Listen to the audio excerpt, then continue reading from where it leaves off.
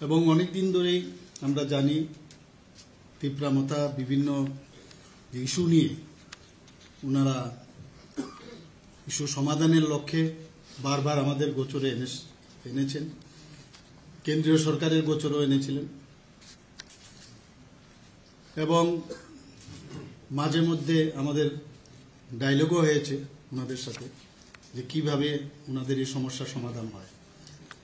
তো শেষ পর্যন্ত এই ঐতিহাসিক দিন আজকে এলো এবং সেই ঐতিহাসিক দিনে দিল্লিতে আজকে যে ট্রাইপার্টিট চুক্তি স্বাক্ষরিত হয়েছে, এর জন্য আমি সর্বপ্রথম আমাদের যশস্বী প্রধানমন্ত্রী নরেন্দ্র মোদীজি এবং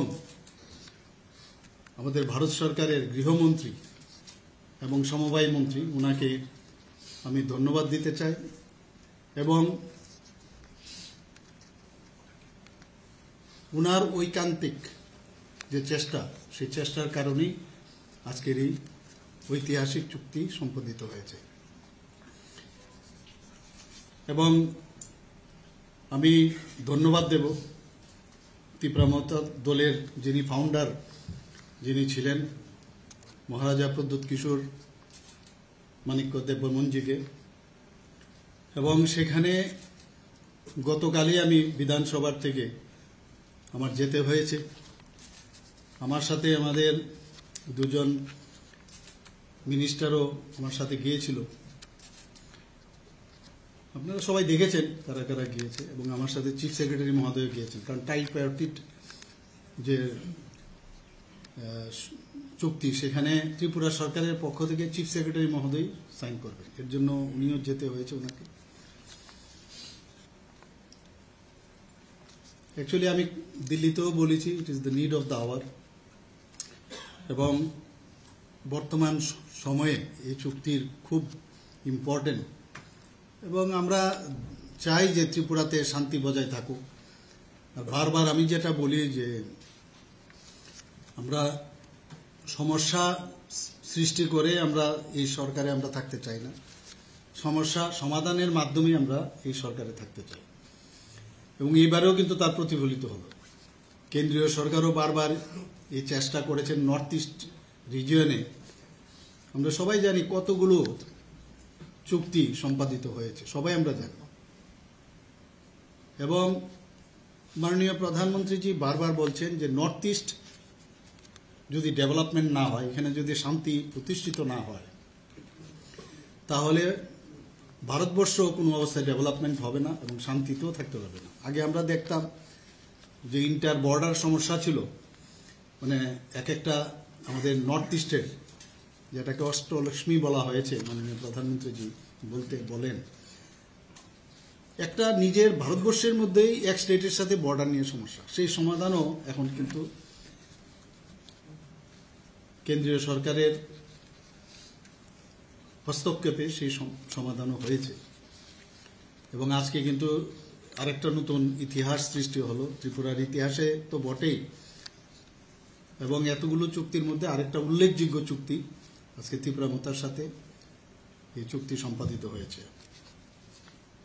এবং এতে করে আমাদের ত্রিপুরাতে আমরা যেটা বারবার বলছি, যেখানে আমরা জাতি জনজাতি আমরা সবাই মিলে একসাথে ত্রিপুরাকে এক ত্রিপুরা, শ্রেষ্ঠ ত্রিপুরা আমরা বানাতে চাই, সেটা কিন্তু এই চুক্তির পরিপ্রেক্ষিতে আমি বলবো আমরা এক ধাপ কিন্তু আমরা এগিয়ে গেলাম। এবং আমরা বারবার বলছি যে যতক্ষণ ধরে শান্তি সম্প্রতি না থাকবে কোনো অবস্থায় ডেভেলপমেন্টও হবে না। তো সেই দিক দিয়ে বিচার যদি আমরা করি, মাননীয় গৃহমন্ত্রীজি বলেছেন যে আজকের দিনটি সত্যিই একটা ঐতিহাসিক।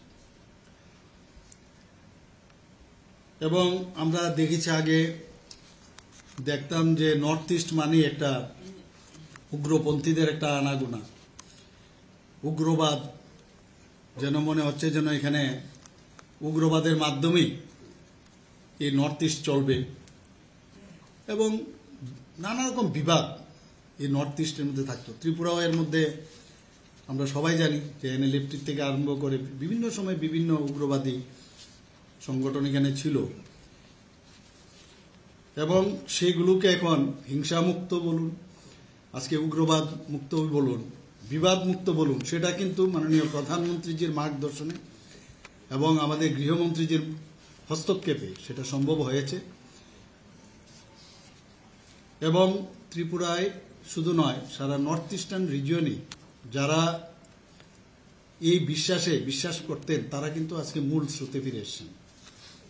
বিভিন্ন সময়ে আপনারা দেখেছেন, এর মধ্যেও অনেকে যারা এই উগ্রপন্থা ছাড়তে পারেননি এখনো কিন্তু টাইম টু টাইম ওরা কিন্তু সারেন্ডার করছেন, মূল স্রোতে ফিরে আসছেন। এবং 2019-এর যে NLFT চুক্তি আমরা সবাই জানি, সেই চুক্তিও সম্পাদিত হয়েছিল।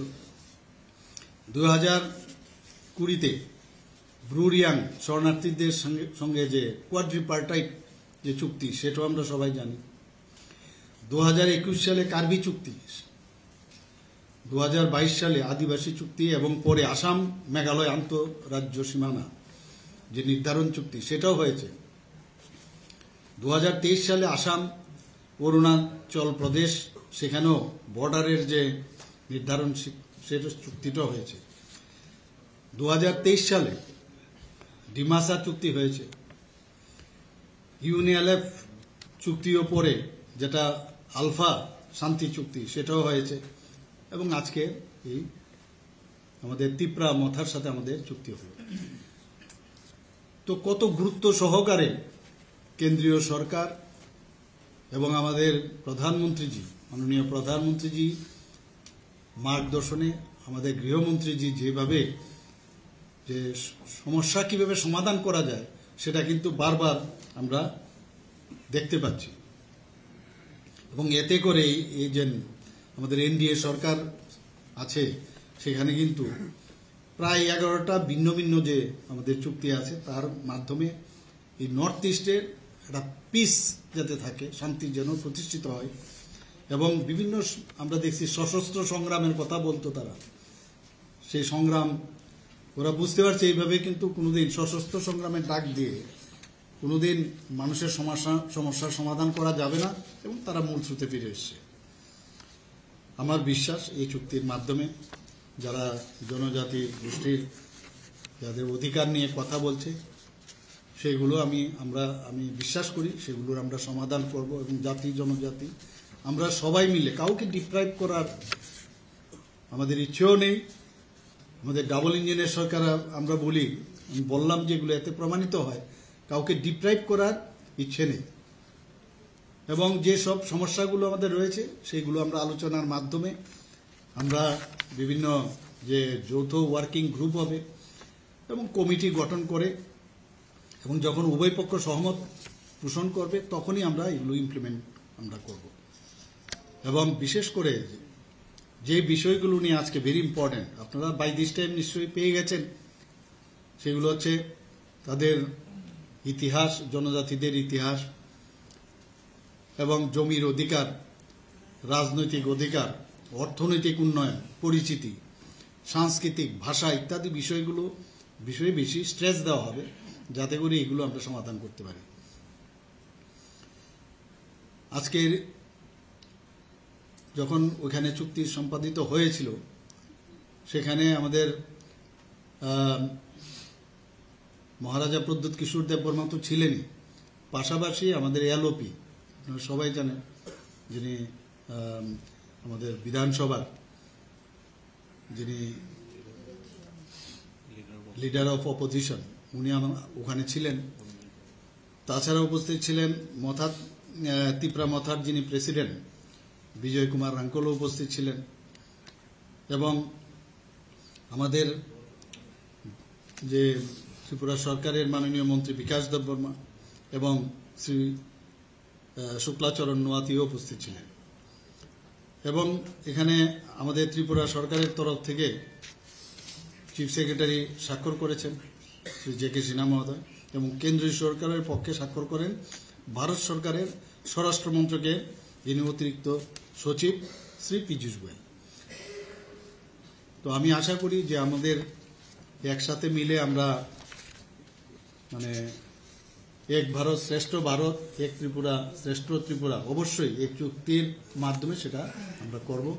সবাইকে অসংখ্য ধন্যবাদ। এর আগে যে ট্রাইপার্টাইট একটা কমিটি ছিল আইটিএফটির সঙ্গে, এটা কি ডিসলভ হয়ে গেছে? ট্রাইপিটি হাই পাওয়ার মোডালিটি কমিটি একটা বানানো হয়েছিল আগে। না, এখন যেহেতু এটা আমাদের হয়ে গেছে না, তো ন্যাচারালি এখন নতুন করে আমরা বানাবো। ওইটা যে অবস্থায় আছে, কিন্তু এখন যেহেতু এটা আপ টু ডেট, তো ন্যাচারালি আমার মনে হয় এটার মধ্যে আমাদের স্ট্রেস দিতে হবে। আচ্ছা, আরেকটা প্রশ্ন হলো, জয়েন্ট ওয়ার্কিং গ্রুপ হবে, এটা কম্পোজিশন কি হবে, কবের মধ্যে হতে পারে? এটা আমরা তো নিশ্চয়ই করবো। এখন তো আবার ইলেকশন প্রায়, আজকে তো ডিক্লেয়ারও হচ্ছে সব জায়গায়, ক্যান্ডিডেটও ডিক্লেয়ার হয়েছে, কিন্তু এর মাঝেও কিন্তু আমরা কাজ শুরু করে দেব কি, এবং সময়ের মধ্যেও যেন সব আমরা শেষ করতে পারি, সেটাও কিন্তু এই ট্রাইপার্টাইট যে আমাদের চুক্তি আছে তার মধ্যে বলা হয়েছে, কিন্তু একজ্যাক্ট ডেট বলা যাবে না।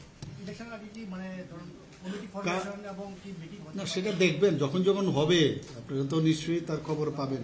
আমরা তো চেষ্টা থাকবে, কিন্তু যেহেতু ইলেকশন ঘোষণা হয়ে গেছে, মানে ঘোষণা হতে চলছে এবং আমাদের ক্যান্ডিডেট ডিক্লেয়ার হয়ে গেছে, তো ন্যাচারালি সবাই ব্যস্ত থাকবে এখন ইলেকশন নিয়ে। এর মধ্যে আমরা চেষ্টা করব যা যা টাইম টু টাইম আপনারা খবর পাবেন, কোনো অসুবিধার কারণ আছে বলে মনে হয়। আপনি